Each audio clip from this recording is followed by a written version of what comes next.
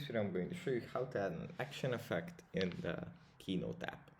First you have to open up the app, and here we already have a document with a few images inside of it.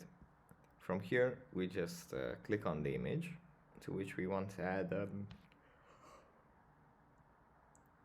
animation, and here at the top row we click on animate, and then here we click on action, and then we click on add an effect.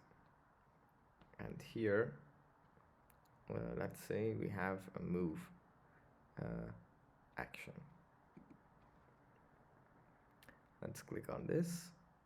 Here we can set the duration. Here we can set the path,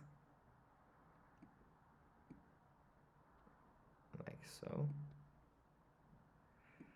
and where this will land.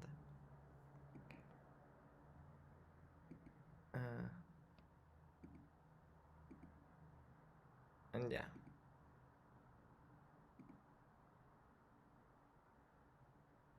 that's basically it for this video. We can also scale the image.